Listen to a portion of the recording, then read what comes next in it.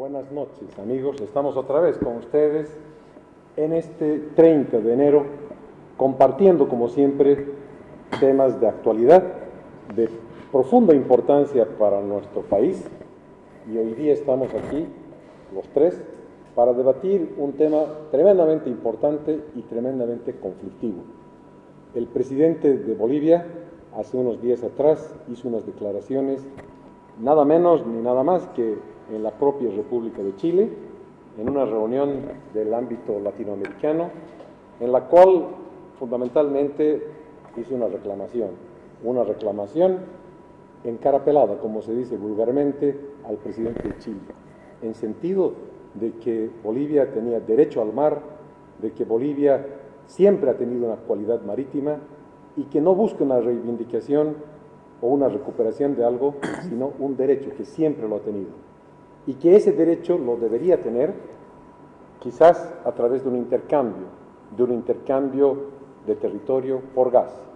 Esto ha hecho olas, ha generado una respuesta casi violenta, violenta verbalmente, por supuesto, de parte del propio presidente de Chile, de su canciller, indicando temas concretos. No es posible en estas épocas de la humanidad hacer un intercambio de bienes por territorio.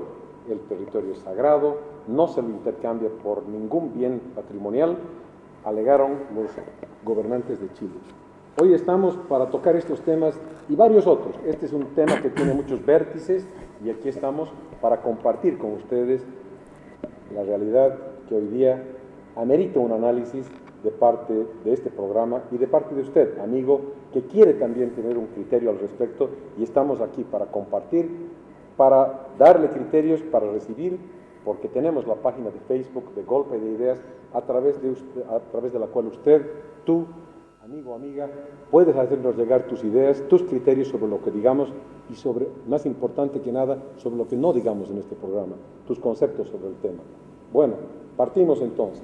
Rachid, ¿cómo has visto esta posición del presidente boliviano y obviamente la respuesta chilena? Bueno, primeramente muy buenas noches a todos nuestros televidentes, a ustedes, mis queridos amigos y coprotagonistas de este golpe de ideas. Bien, las palabras del presidente Evo Morales yo las tomo después de haber podido observar detenidamente, y quiero que esto se entienda sin un falso chauvinismo ni una forma patológica de querer defender algo que puede estar lejos o cerca, sino que la postura que ha tomado el presidente Evo Morales en esta convención que se ha dado en Chile, en esta reunión internacional en Chile, en el CELAC, ha sido una de las propuestas más interesantes, la cual yo la apoyo profundamente, porque tiene muchos elementos que luego vamos a ir desarrollando. Estamos yendo justamente a aquello que son los planes estratégicos que tiene Chile. Pero a ver, ¿no te parece a ti que el presidente ha hecho en el curso de 7 años demasiados enfoques diferentes? Sí, los ha hecho de todo. Desordenados en todo. Alguna manera, con falta de coherencia, mi querido ¿y no te Ernesto, parece que eso le resta seriedad a la posición le política? puede restar y no lo voy a dudar, pero yo me voy a la propuesta que ha hecho justamente estos días. A mí me parece una de las propuestas, tal vez sea, desde mi punto de vista, la más lógica para entrar en una negociación. Y te explico por qué razón. Cuando uno va a hablar con Chile, tenemos que tener esto, no sé si la cámara puede poner, esta es la Biblia de los militares y de los políticos chilenos cuando de diplomacia se trata. La geopolítica de Chile, realizada por el general Augusto Pinochet Ugarte. Un filósofo chileno. Y expresidente, ¿no es verdad?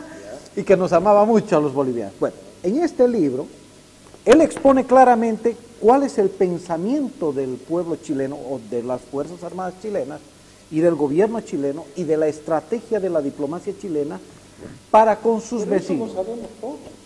O sea, lo sabemos todo, pero, exacto, pero hay una cosa, mi querido Ernesto, cuando tú pones y expones las formas de negociación, creo que por primera vez alguien ha tenido que dar lectura para que el presidente Evo Morales hable lo que ha hablado en esta ocasión.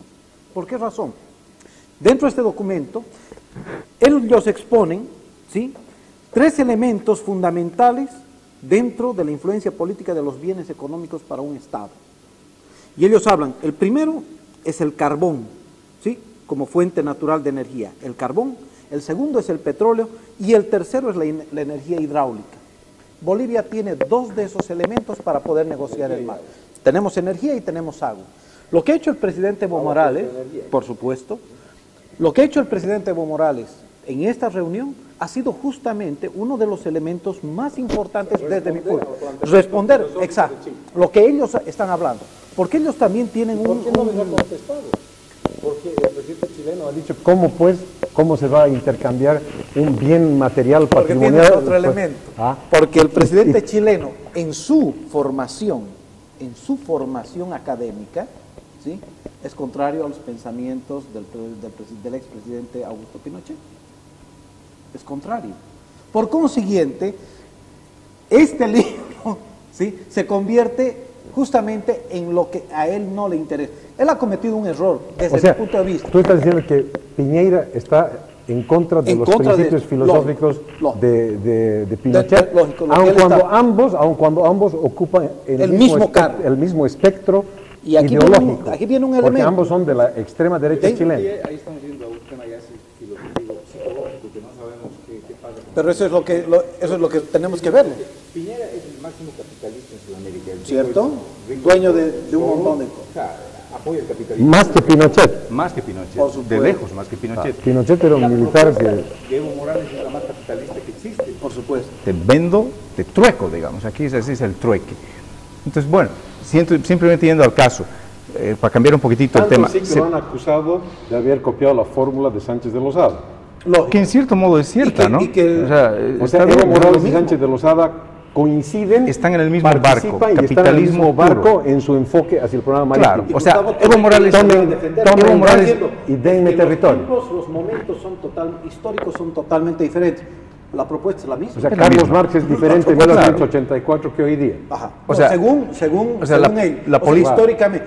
Pero para mí, la fórmula es la misma. Es que es. No, ¿no? pues es que es la misma. Estamos y los usando tiempos no son tan lejanos. O sea, es que siempre lo hemos tratado el tema del gas como un bien estratégico. Es estratégico, pero estratégico para el canje, no solo estratégico para poder consumir y quemar las horas. Oye, es estratégico para el canje, que han tenido. Pero además como Chile, ese elemento de a mí me parece fantástico el tratamiento que la prensa boliviana le da a las palabras siempre de los dirigentes chilenos.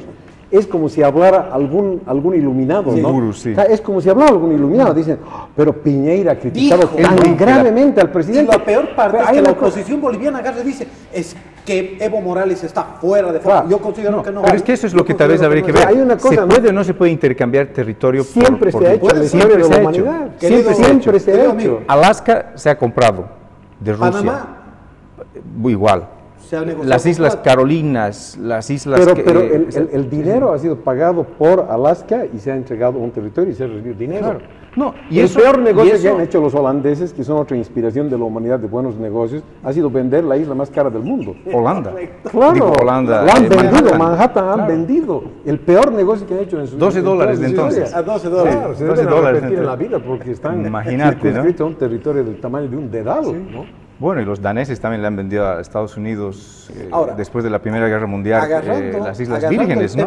O sea, los nórdicos les han vendido a Estados Unidos. Cuando Piñera agarra y dice, no nos vas a venir a decir, bueno, hago la interpretación, no sé, las palabras, cuando le dice, no vamos a venir a negociar la soberanía por plata, yo le hago recuerdo que el Tratado de 1904 no son oraciones, no son Padre Nuestros, ni tampoco es intercambio de buenas intenciones, es plata.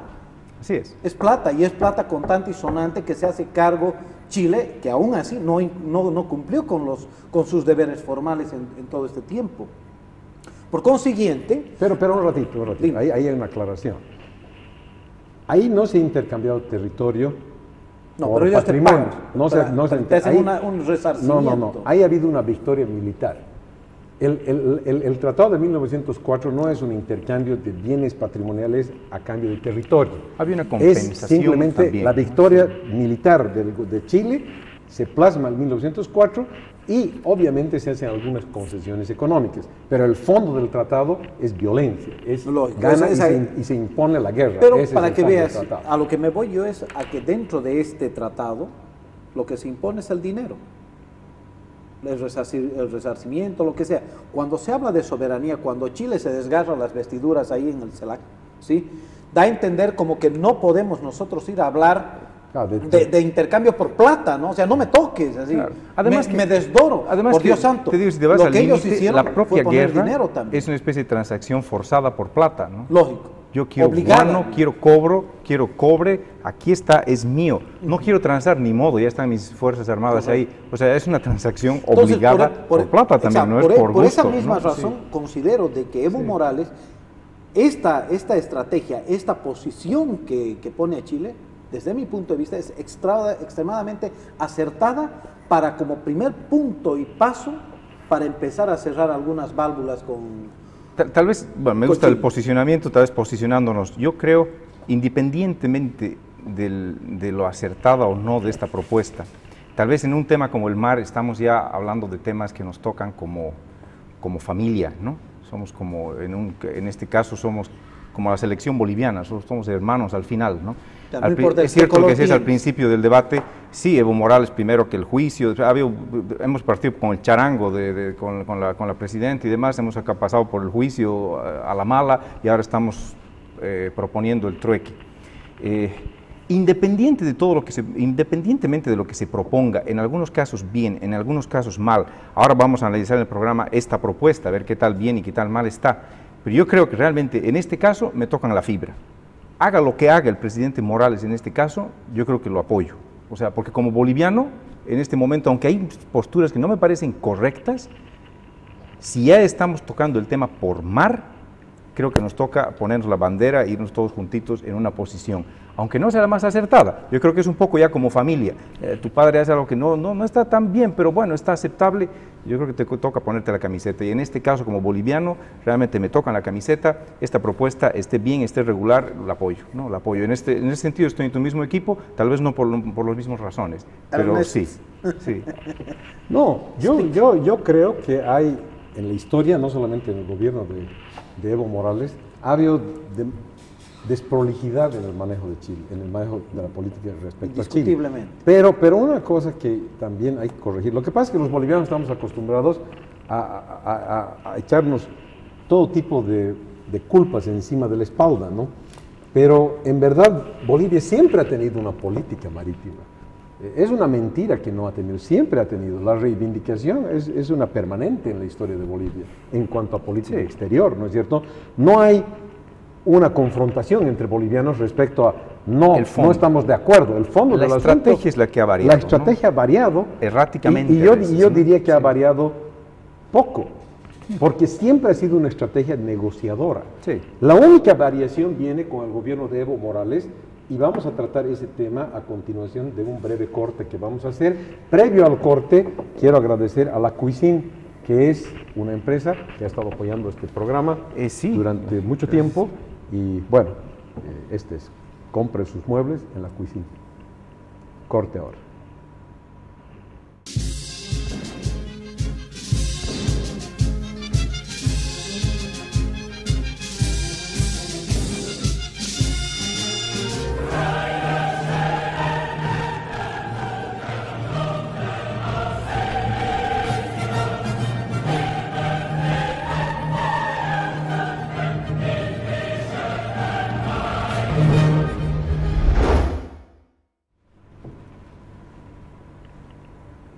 Bueno, entramos a la segunda parte del programa.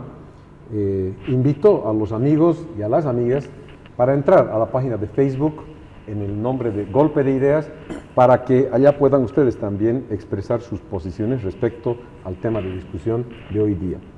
Decía en esta segunda parte del programa discutir un tema que sin duda amerita hacerlo. En lo personal sostengo que la política boliviana, si bien muchos dicen que ha sido errática en relación al mar, Mi posición es que no ha sido tan errática, siempre ha sido, por un lado, el fondo del asunto, recobrar la coalición, la cualidad marítima, y por otro lado, siempre a través de la negociación política. Con Evo Morales hay un cambio fundamental que se hace un par de años atrás, cuando se resquebraja el principio de la negociación política. Y Evo Morales parte de un principio fundamental en este cambio, yo diría, casi de 90 grados en el tema de la política marítima. Él dice, tenemos que ir a un juicio. Nadie en la historia de Bolivia, antes de Evo Morales, ha planteado con tanta seriedad el ir a los tribunales internacionales para plantear la demanda marítima. Este es un cambio fundamental. Ahora, por supuesto, yo le reclamo al primer mandatario y a su gobierno dónde está el juicio. Es decir, ya han pasado suficientes años casi desde que lo propusieron y no hay el juicio todavía, no hay la demanda. Pero el concepto de hacer un juicio es un cambio de fondo en todo esto, porque recordemos que en el pasado no es que no se pensó en el juicio, se pensó en un juicio. Siempre se ha pensado en el juicio. Pero el problema es que nadie se atrevió porque nadie tuvo las agallas para hacerlo por una razón fundamental. Perder el juicio significaría perder el deseo de llegar al mar. Es decir, pero yo te cortas las alas. Yo estoy de acuerdo con que sí, me parece que si perdemos, perdemos todo.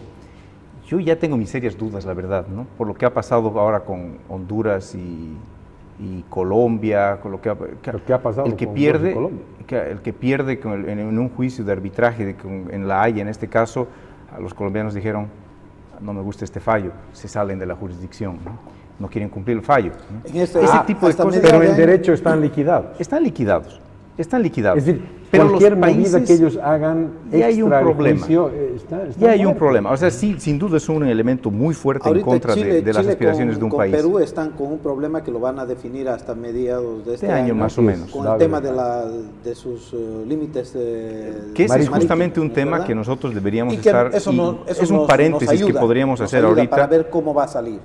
Más o menos. Dependerá. O sea, para ver lo que deberíamos es... ¿Cómo llevan los fallos, hermano? Es que los llevan como tienen que llevarlos, en derecho. A mí lo que me preocupa es que Bolivia no esté participando en ese juicio, y es un paréntesis que vale la pena, no es tan paréntesis, yo creo que vale la pena comentarlo ahora. ¿Por qué dices que debería participar si es un pleito entre dos países, Perú y Chile? Lo que pasa es que el conflicto, si bien es de mar y nosotros no tenemos mar, el conflicto es dónde está la frontera entre Bolivia y Chile, entre Chile y Perú. Hay un punto que se llama el punto de la Concordia, que es de donde nacería, donde se dividen los países, y en línea recta seguiría la línea del mar. Y eso unos dicen que es por historia, claro, nosotros. Unos dicen, todavía no, pero unos dicen que sería unos metros más allá hacia la playa, y eso varía todo. Otros dicen que se va hasta el punto de la Concordia unos metros más allá, y eso hace que varíe muchísimo el gradiente. Claro. Y eso hace que varíe en kilómetros cuadrados varios miles para un país o para otro país. Porque estás hablando de 200 millas hacia afuera. Hacia afuera, exacto. Entonces depende de qué ángulo lo pongas, varía mucho. Desde la parte Ahora, de la tierra. Nosotros antes del 1879 teníamos un territorio marítimo que es Tocopilla, Mejillones, todo lo que ya sabemos, pero es bastante más al sur. Cuando digo bastante, estoy hablando de mucho más al sur. Lo que es el punto de la Concordia es un punto bien importante para nosotros, porque sería el final de un corredor que en los últimos años hemos estado negociando como posibilidad para salir al mar. Nuestro corredor sería justamente ese, el corredor de la Concordia, que acaba ¿dónde? En el punto de la Concordia. Inclusive los chilenos hablan de que si un día se resuelve el problema con Bolivia, va a ser con la línea de la Concordia. Exactamente. Sí. Lo dijo Parker, ex embajador de Chile. Exactamente, y esa es la línea que separa, es que está entre Tacna y Chile. Ya, ¿no? Pero otra vez, la explicación jurídica, ¿por qué Bolivia debería estar en ese juicio? Eso me parece importante. Porque el hecho de que se defina algo como cosa juzgada respecto a ese punto de la Concordia, sin duda va a resolver un problema entre Perú y Chile. Pero nosotros, cuando nos tocaría, si en algún punto nos toca negociar ese tema, nos afectaría el fallo que va a haber. Por supuesto, porque ya hay una cosa juzgada entre los dos países que están tocándose y a quienes les atañe ese punto. Que nosotros no tengamos nada que decir al respecto, sin duda nos influye, ¿no? Porque a alguien le va a tocar ceder, si es que algún día nos toca hablando en orden, el día que nosotros vayamos a La Haya y presentemos nuestra demanda, tú dices, lo que estás diciendo es, en ese momento podrá Chile decir qué están demandando si nunca participaron en el juicio entre Perú y Chile respecto a los límites marítimos? Yo, siendo abogado chileno, te diría que actuaría de ese modo. O sea, presentaría... Diría, ¿por qué no han presentado una tercería en su momento? ¿Por qué no han participado de alguna manera? Y no solamente... ¿Y eso le restaría derecho a Bolivia, el no haber participado en una tercería? Sí, podría ser una interferencia, considero. Sí. En el momento de la negociación, yo pienso que sería una gran interferencia. A ver, yo me pongo del lado del gobierno de Bolivia. Ya, pero en realidad ahorita, en este instante, hay un pleito, un litigio entre dos países válido, ¿no? Donde tú no tienes realmente una reclamación. No. En los hechos no tienes, porque no tienes territorio. Es que sí, pero como barra, como si estuvieras en un partido de fútbol. Pero ese no es el tema es que tú para reclamar mar adentro algo, tienes que tener pues territorio marítimo, no aspiraciones marítimas, territorio marítimo, ¿sí? Pero tenemos derechos expectaticios que podríamos probarlos, ¿no? Porque si queremos salir al mar y tener nuestra cualidad marítima, es por ahí. Más grave. Tú lo que estás diciendo es que si planteamos nosotros una tercería, tendría que pararse el juicio entre Chile y Perú. Simplemente dejar alguna forma de claridad de que nosotros tenemos interés y que podríamos tener interés en el futuro sobre esa misma zona. Una tercería sí puede pase parar como un dominio, juicio. Sí, pero sería con dominio excluyente, digamos. Nosotros no tenemos dominio, tenemos un derecho expectaticio ahí, ¿no? Entonces, pero simplemente que quede claro. En este momento estamos participando, bueno, eso no es, estamos como veedores. Y además, veedores no desde el principio, desde esta fase última que fueron los alegatos finales de los dos países. Hay una cosa que tú decías bien, Ernesto, decías, han pasado ya varios años y ¿por qué todavía no vemos un juicio? Yo considero de que hay muchos elementos que tal vez el gobierno del presidente Morales no los está manejando o no los están utilizando los encargados o los abogados encargados, pero como estamos en este programa donde damos golpes de ideas, yo haría un llamado para que se utilice uno de los elementos fundamentales que hasta el día de hoy no he visto en uno de los juicios de este tipo, que es el uso de una cláusula que se llama la cláusula rebus sic stantibus. ¿Qué es la cláusula rebus sic stantibus? Que la mayoría de las personas pues acá dicen, pues es chino, ¿no es verdad? Mientras explicas, sí. en la pantalla van a mostrar el mapa, lo que es el punto de la Concordia y la franja que estaría en disputa, que si era más arriba o más abajo, que está en disputa, pero es la que nos correspondería teóricamente. Por eso nos atañe, ¿no? Porque este es nuestro corredor expectaticio, por supuesto, y este serían los 200 millas. Hay una cosa, adentro, antes ¿no? de que sigues con tu cláusula en idioma en difícil, latín. Me parece muy importante hacer una puntualización, sobre todo para quienes nos están y tienen la gentileza de seguirnos. El debate del tema marítimo siempre ha tenido dos caminos. Uno es, queremos reivindicar para Bolivia lo que fue boliviano, es decir, Antofagasta, Tocopilla, Mejillones, o no, o queremos reivindicar para Bolivia su cualidad marítima. Eso es muy importante, porque alguien decía en el curso de estos últimos días que lo que se quiere es recuperar lo que era nuestro. Un poco las palabras del presidente van a lo literal, ¿no? Queremos recuperar lo que siempre fue nuestro. Nosotros tenemos ahí un problema. Y le responde Piñeira y le dice, preguntaremos a los seres humanos que viven en Antofagasta, en Tocopilla, a ver si ellos quieren retornar. Ese es un tema muy importante. Es un problema que es muy desconocido de la historia boliviana. ¿Pero qué buscamos? ¿Buscamos recuperar mejillones o buscamos la cualidad marítima? Lo que los bolivianos pedimos es recuperar todo el absoluto del territorio usurpado. Ya, pero eso querría decir, Rashid, que vamos a partir Chile en dos. Y es justamente la respuesta. Pero si tú diriges tu artillería hacia eso, vas a partir Chile. Pero es que estamos dirigiendo hacia ahí, con el tema del juicio, esa es la idea. Porque si es que se anula el tratado de 1904, las cosas quedan como antes del tratado. Ahí entra la rebus sic stantibus. Y el problema de todo eso es que el territorio que hemos perdido es ese, allá al sur, no tiene nada que ver con el mapa que acabo de mostrarles, sino que es mucho más al sur y partimos a Chile en dos, inaceptable. O sea, para en Chile, una demanda supuesto. Jurisdiccional tendrías que pedir esos puertos. Esos, porque que estamos hablando de la nulidad, que no existe. Y si ganas del juicio, los tiene que devolver. partirían en dos. Se partirían dos. Claro. Ese es el problema, pero lo estamos Eso buscando, no tiene sentido. Y estamos yendo No, vía porque Chile no lo jurisdiccional. va a permitir ni en esta ni en la otra vida. Pero jurídico tampoco tiene sentido. Lo que pasa es que Chile ha actuado de ese modo ya con nosotros. Sí, pero hay una cosa, por eso el momento que se divide dentro de su misma lógica que escribe Pinochet, la mejor forma para destruir un Estado es dividiéndolo, o sea, partiendo su territorio. Entonces, ellos no van a permitir, ¿por qué razón? Pero no solo ellos, nadie permitiría eso, ¿verdad? Claro. Ahora, aquí viene un elemento fundamental, tal vez para entrar en el tema del juicio que se puede llevar adelante. Una es el uso de la famosa cláusula rebus sic stantibus, que es en latín, que significa, si las cosas permanecen en su estado actual. ¿Qué significa? En el derecho internacional, ¿sí?, existe esta cláusula que se la puede utilizar para la revisión de los tratados, para ver si continúan teniendo una vigencia en el tiempo.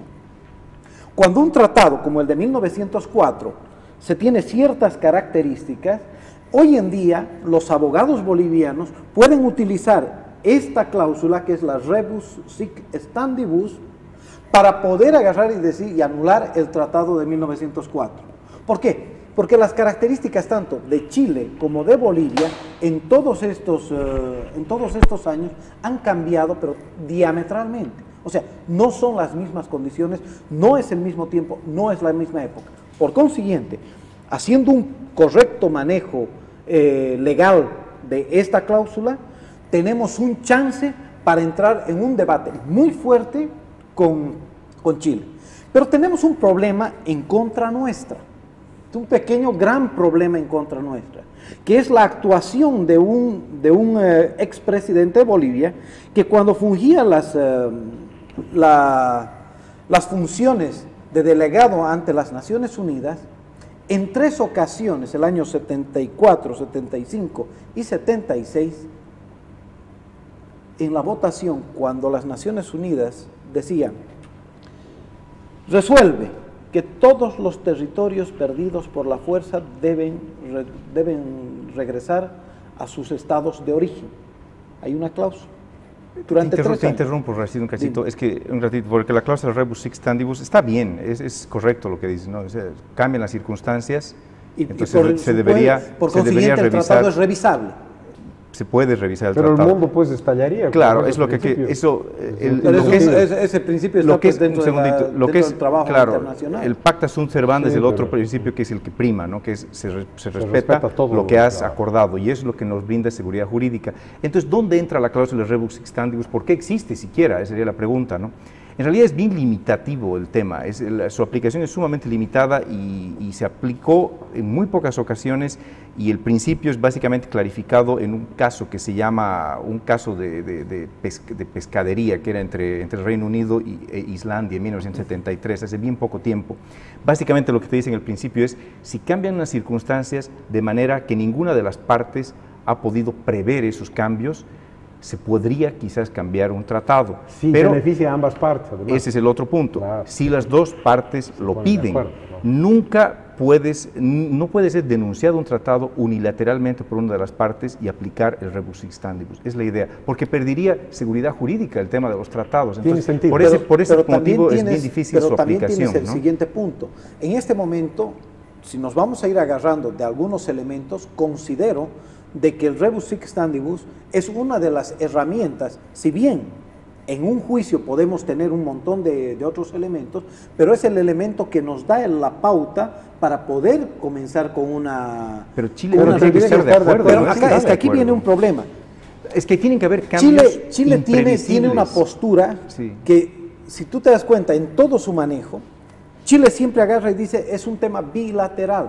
Y yo considero que el tema marítimo ya no es un tema bilateral. Esa ha sido nuestra postura durante los últimos años, ¿verdad? Multilateral. Entonces, desde el momento que se convierte en una multilateralidad, que es lo que nosotros pedimos, considero que el rebus sic stantibus sí entra en medio. ¿Por qué razón? Porque podemos pedir al mismo Perú, porque también se encuentra afectado con el mismo elemento, para poder ser partes dentro de este elemento del cual podemos sacar partido. En esta maraña se puede realizar el otro elemento, que es la negociación que acaba de proponer. El único problema es que el tratado es entre dos países. 1904 es Chile-Bolivia. Claridad. Anular contratos o convenios es complicado. Es lo más difícil que hay en la vida. Pero tienes que intentar. No es cuestión de tener ganas. En el contrato civil tienes muy pocas razones para anular un contrato, muy pocas. Si no es cuestión de decir que se anula el contrato. En el mundo complejo de las relaciones internacionales, peor todavía, porque la seguridad jurídica es fundamental en todo esto. Yo te digo, para mi punto de vista, el argumento boliviano me parece muy difícil. ¿Por qué? Hay un tratado firmado entre los dos países, no solo suscrito, aprobado por el Congreso de Chile y aprobado por el Congreso de Bolivia. Bolivia podrá decir que no se cumple el tratado. Chile podrá decir que sí se cumple el tratado. Eso lo tendrá que definir un juez, si se cumple o no se cumple el tratado. Pero si no se cumpliera, tampoco es razón de que lo anule ese contrato. Simplemente el juez dirá que se cumpla lo que no se está cumpliendo, no que se lo anule, ¿no es cierto? La posición boliviana es muy dura jurídica. Por eso es que no se ha ido a un juicio nunca, si no es gratuito, ¿no? Eso es todos los argumentos que esgrime Bedregal en su libro fueron conocidos por otros presidentes, pero otra vez es un riesgo muy grande ir a un juicio porque lo puedes perder. El argumento boliviano tiene unos cuantos vértices fundamentales. Por ejemplo, Bolivia siempre ha argumentado, inclusive en el libro azul que lo publica Carlos Mesa en su gobierno. Te voy a interrumpir 30 segundos. Que nos escribe Marta Peñaranda por Facebook, por mensaje. Sería, bueno, lo pueden poner en la página de la biografía o en la pared que se llama en el wall. Nos escribe por mensaje, nos dice, dirigido a Ernesto Machicao, felicidades por el programa. Dos observaciones, nos dice, y esto va allá arriba, por favor, que tomen buena nota de esto, el sonido no está tan bueno, eso nos dice, por favor, el sonido, así que sonidistas, por favor, el sonido no está tan bueno, nos dicen desde fuera que el sonido no está tan bueno, eso es lo principal. Y lo otro, pues, no nos cortes tanto, eso nos dice. Gracias, Marta Peñaranda. No, está bien. Yo considero que acá, por ejemplo, Insulza, acá deja claramente establecido, dice, el secretario general de la OEA, José Miguel Insulza, se refirió al discurso del presidente boliviano Evo Morales, quien insistiera ayer en la demanda de su país por un acceso soberano al Océano Pacífico.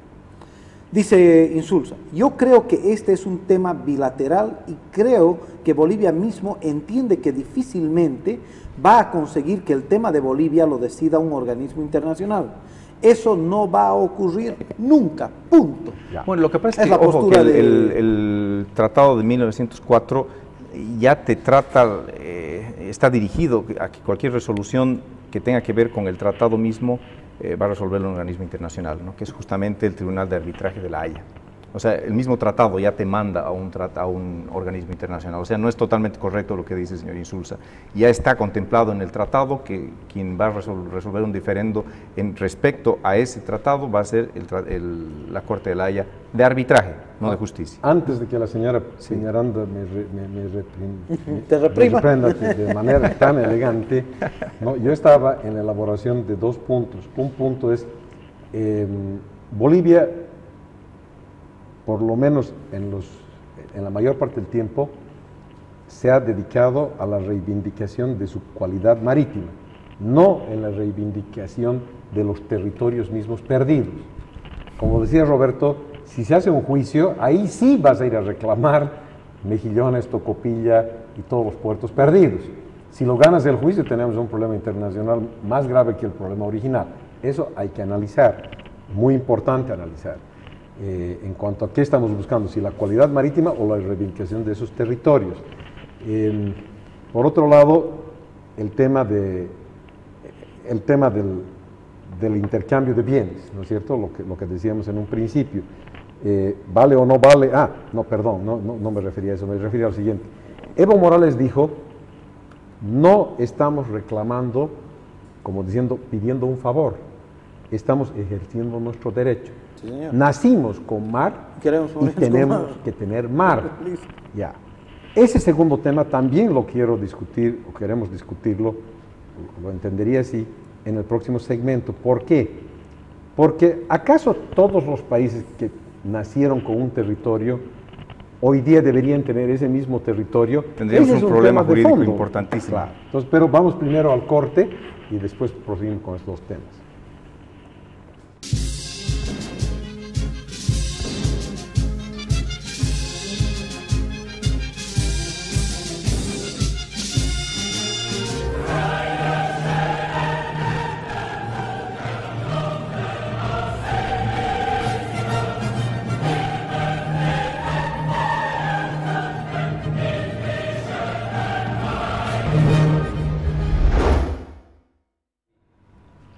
Perfecto. Bueno, empecemos por el segundo tema. El presidente lanza una tesis a la comunidad internacional y dice: Bolivia nació con mar y no tiene que pedir permiso a nadie ni favores a nadie, tiene que tener mar por derecho. Ese principio fundamental que lanza el presidente Evo Morales, ¿tiene sustento jurídico o no? Es un poco complicado, ¿no? Porque él dice, Bolivia tiene derecho. Estábamos equivocados antes cuando hablábamos con términos de reivindicación o de aspiración. Habría que diferenciar estas, si realmente hay una diferencia entre reivindicación y derecho, ¿no? Tal vez no tanto, ¿no? Porque si estamos reivindicando, ¿qué significaría tener derecho? Nos corresponde tener mar, ¿por qué? ¿Porque hemos nacido con mar? ¿Ese es el derecho? ¿O porque teníamos un territorio y tenemos derecho a ese territorio exclusivamente? Yo creo que hay que diferenciar bien eso, ¿no?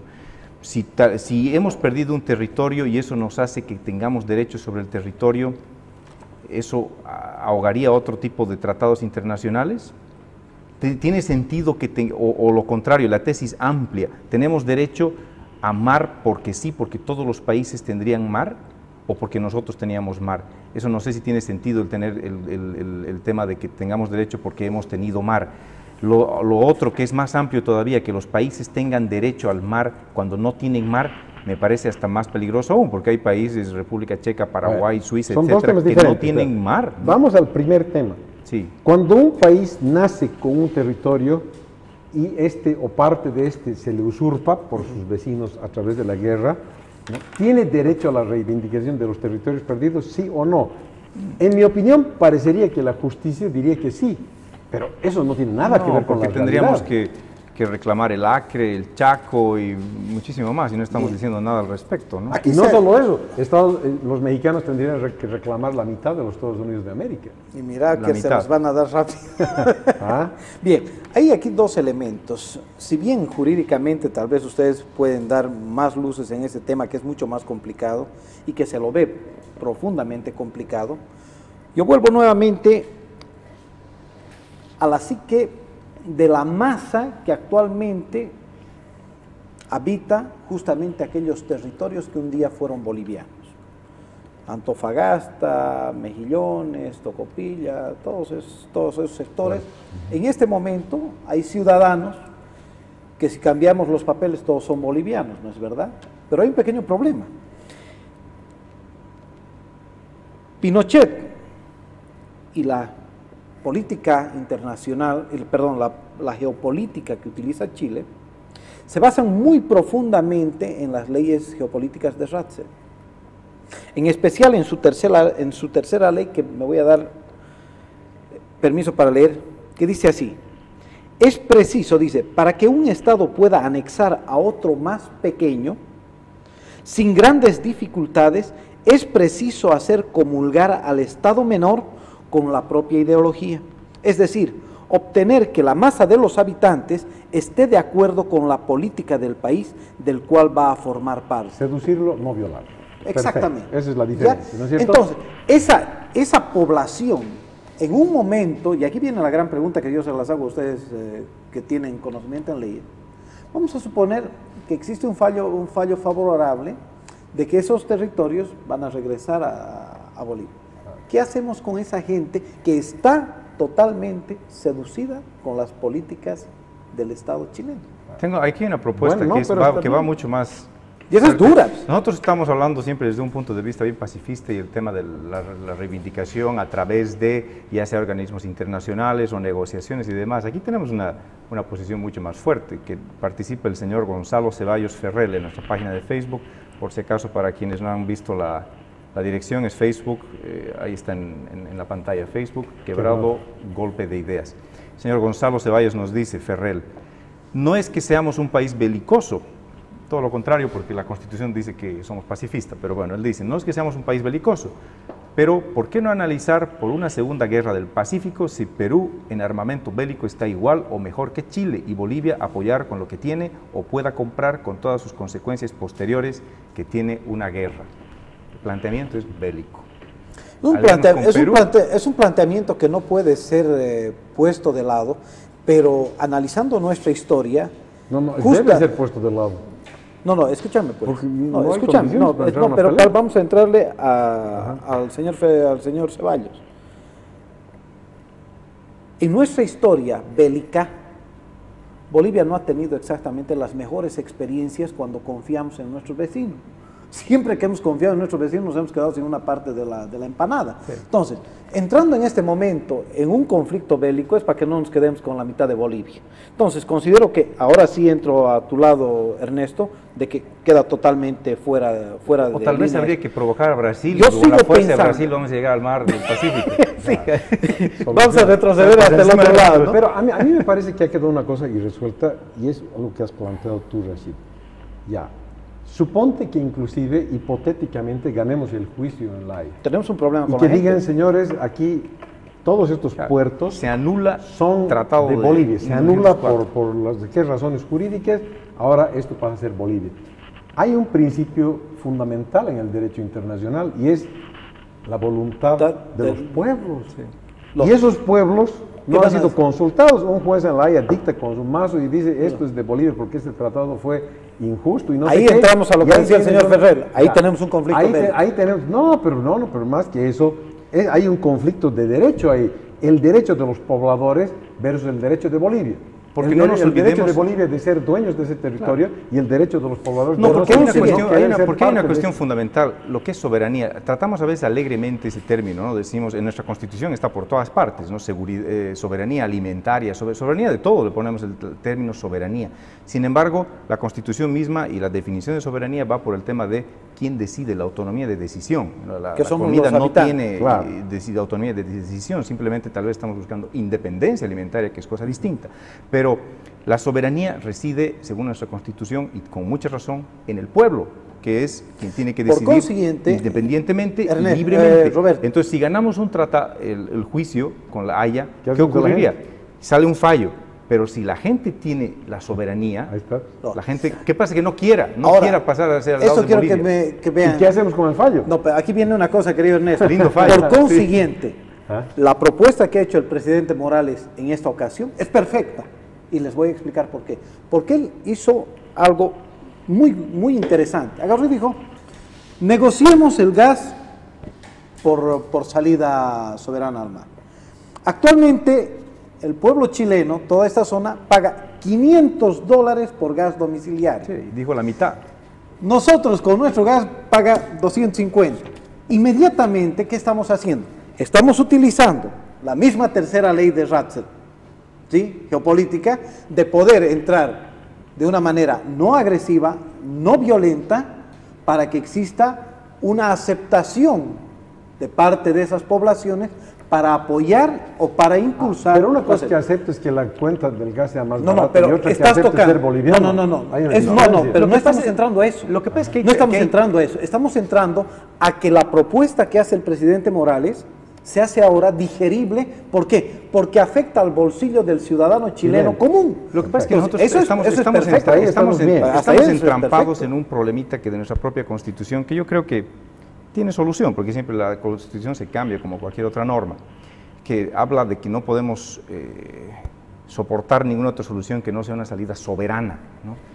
Cuando hay otras alternativas, y aquí está la inteligencia de las redes, algo que iba a plantear en este programa. ¿Cómo defines soberano? A eso voy. Entonces yo iba a plantear una cuestión, pero se me han adelantado las redes, otra vez participan aquí en el Facebook, y gracias por la participación, la propia Marta Peñaranda, a ver, yo voy a poner lo mío y lo que decía ella, lo que dice ella. Propone un cambio de tratado, dice, más moderno. Tal vez esto es un poco complicado, pero quién sabe. Y ¿por qué no hacer un territorio tripartito que beneficie a Perú, Chile y Bolivia?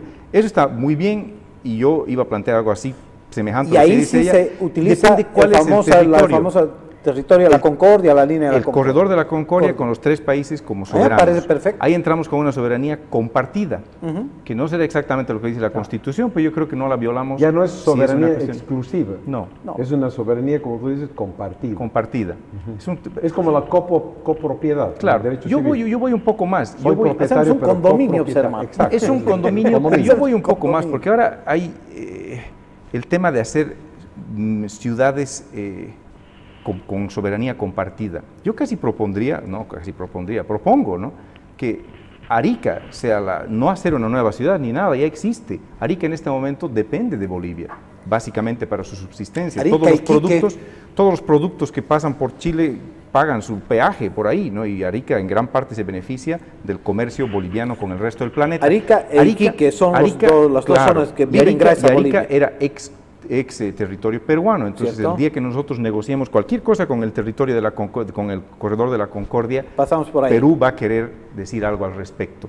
Si Arica se convierte, y esto no es una cesión de Chile, ni pedimos una cesión, lo que yo digo es que eso se convierte en una mega ciudad moderna con los 3 países como soberanos de esa ciudad, y va a ser la supermoderna, ¿no? En esa línea argumental hay un tema bien importante, Rashid y Roberto.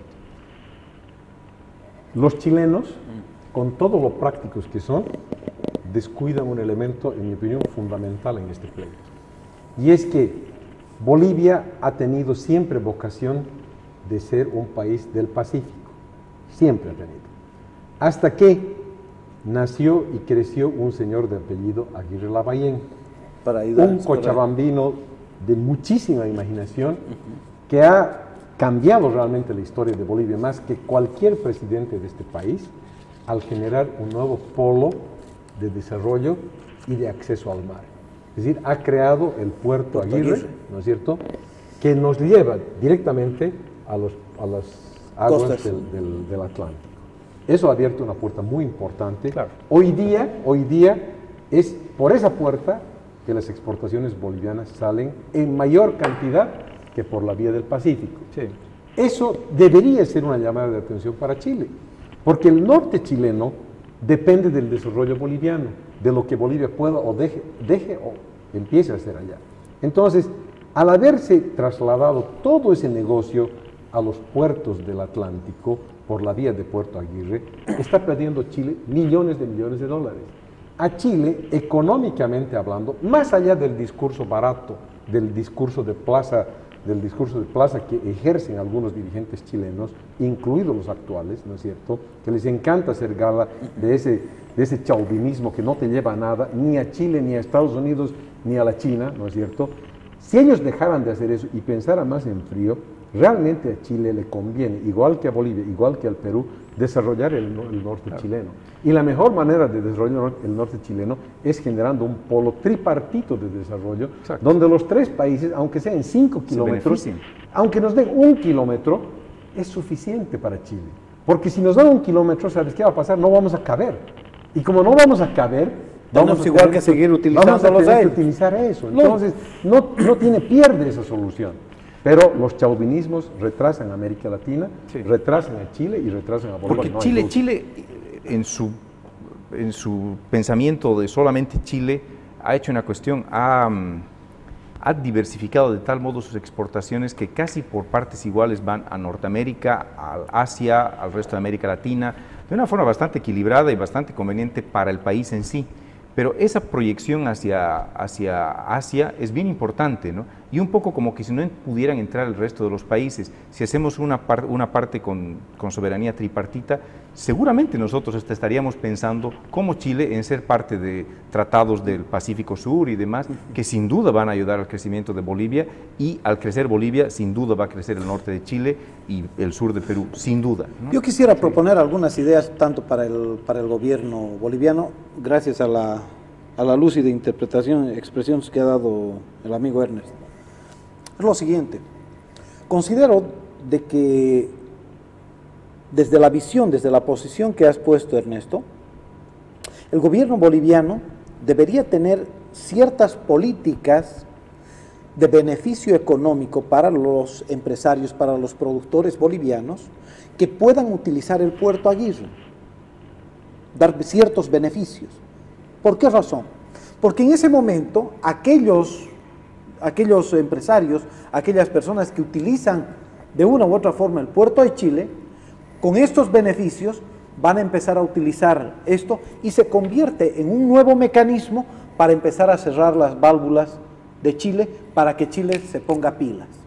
Considero que este es el mejor momento para utilizar los elementos que Chile tanto protege, que tanto está, porque en este momento Chile está creciendo a tal velocidad que tiene compromisos con muchos países del Asia en lo que se refiere a productos, pero sus niveles energéticos no pueden ser tan altos.